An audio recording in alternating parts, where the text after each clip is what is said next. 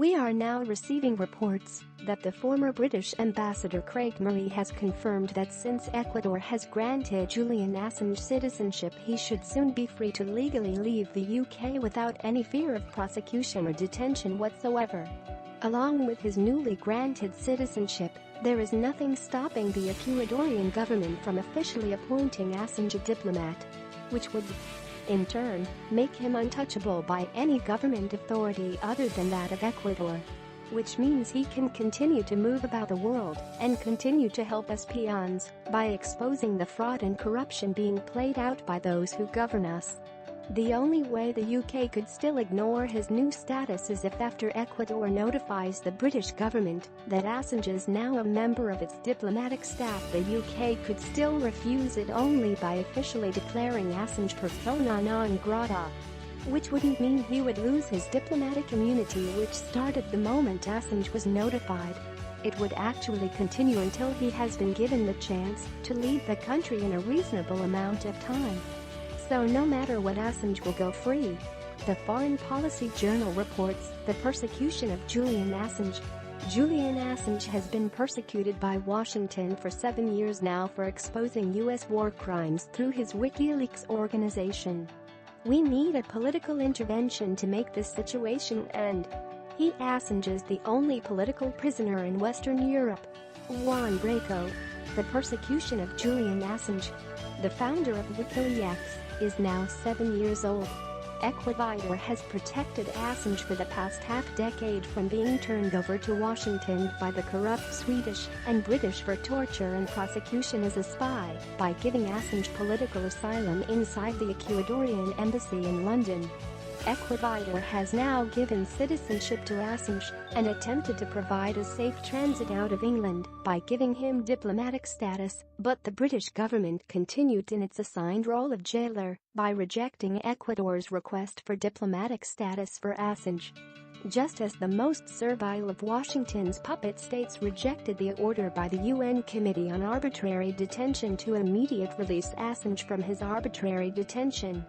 Assange got into trouble with Washington because his news organization, WikiLeaks, published files released by Bradley Manning. The files were a tremendous embarrassment to Washington because they showed how Washington conspires against governments and betrays its allies. And the files contained an audio-video film of U.S. military forces murdering innocent people walking down a street and then murdering a father and his 2 young children who stopped to give aid to the civilians the American soldiers had shot. The film revealed the heartlessness and criminal cruelty of the U.S. troops, who were enjoying playing a real-life video game with real people as their victims. It was Manning who suffered, not the troops who committed murder. Manning was held for 2 years in conditions that experts said constituted torture, while a case was framed against him. Some believe the harsh conditions affected his mind.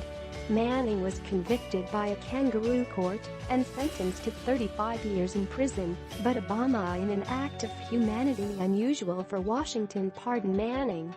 Washington wanted Assange as well, and the chance came when 2 Swedish women who, attracted to Assange by his celebrity status, seduced him.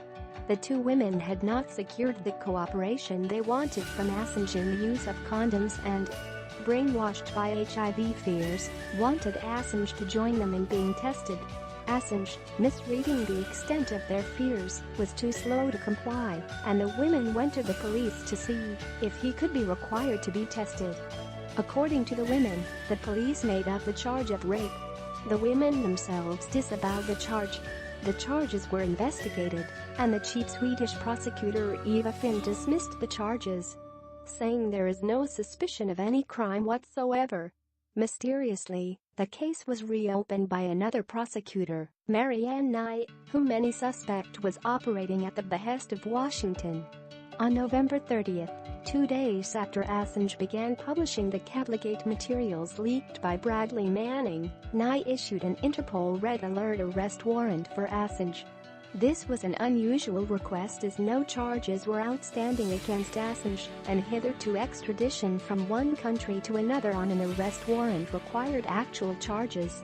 Whereas Nye said she wanted Assange for questioning, Most everyone in the know understood that Washington had ordered Sweden to get its hands on Assange and to turn him over to Washington.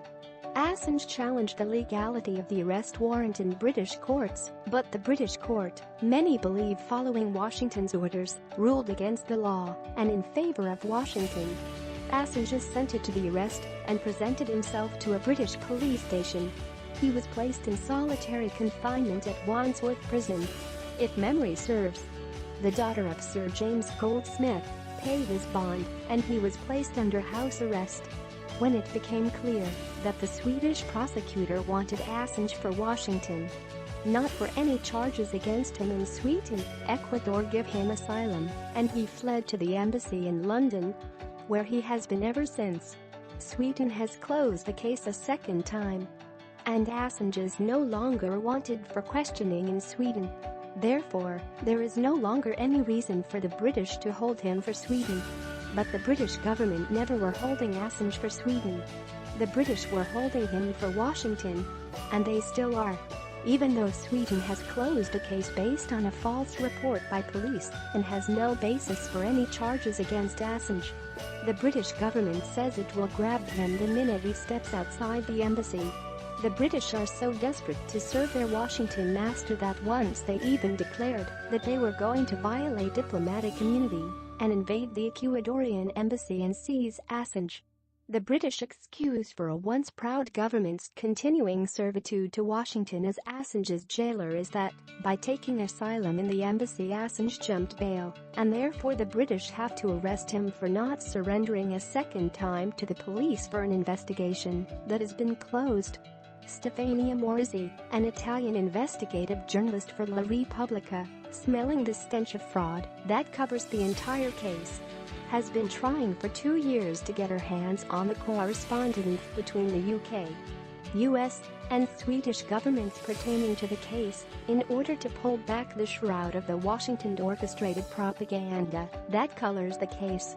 A British tribunal refused to release any documents on the grounds that it had to protect the British Prosecution Service's relationship with foreign authorities. That tells you all you need to know. Julian Assange has lost 7 years of his life because stinking dirty Washington wanted revenge on Assange for exercising the US Constitution-protected right of a free press. And the stinking dirty governments of Sweden and Britain did Washington's dirty work. What we know for certain is that Assange is totally innocent and that there is no honor and no integrity in the US, Swedish, and British governments. Law means nothing to the scum that misruled these countries. In the US and probably throughout Europe, politicians and feminists, with the exception of Catherine Axelson and Lisa Longstaff, used the prostitute media to paint Assange as a rapist and as a spy. The feminists cared nothing about any truth. They just wanted a man to demonize.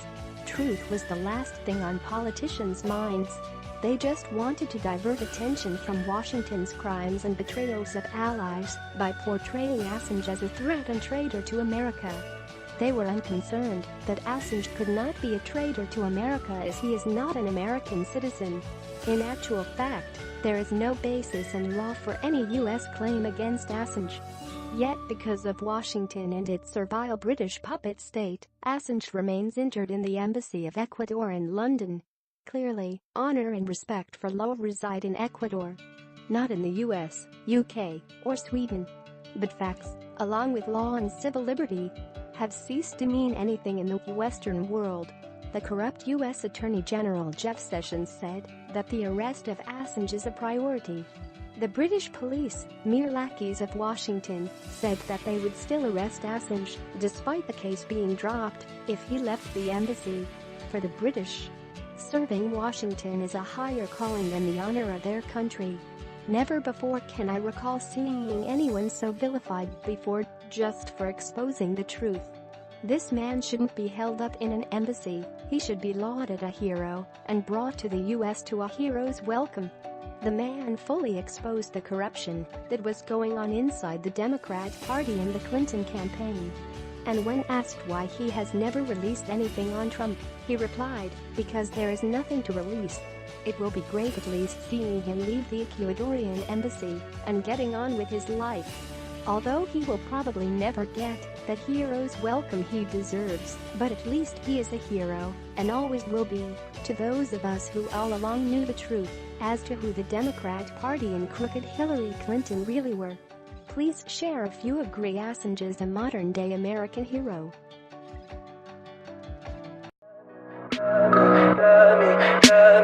Tell me pretty lies, look me in the face. Tell me that you love me, even if it's